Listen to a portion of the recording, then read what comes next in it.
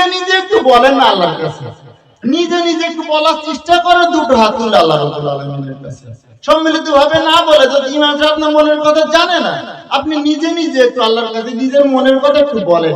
1 minute, 2 minute, 3 minute, যখন আপনার প্রিয় বাবার কথা মনে পড়বে, যখন আপনার প্রিয় মায়ের কথা মনে পড়বে, তখন দেখবেন আপনার চোখ দিয়ে একটু হলেও পানি পড়ার চেষ্টা করবে।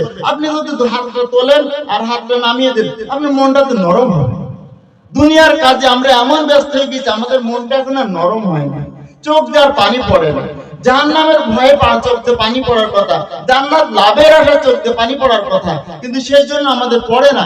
কিন্তু যখন আমাদের সন্তান অসুস্থ হয়, যখন আমাদের মা অসুস্থ হয়, তখন আমাদের চোখ দিয়ে ঠিকই পানি পড়ে। আর আপনি হাতটা তুলেছেন আল্লাহর কাছে। হাদিস শরীফে আসছে, নবী সাল্লাল্লাহু আলাইহি ওয়াসাল্লাম বলছেন, বান্দা যখন তার দুটি হাত তুলে আল্লাহ রাব্বুল আলামিনের কাছে চায়, আল্লাহ রাব্বুল আলামিন সেই হাত দুটো খালি হাতে ফিরিয়ে দিতে লজ্জাবোধ করেন, বলেন সুবহানাল্লাহ।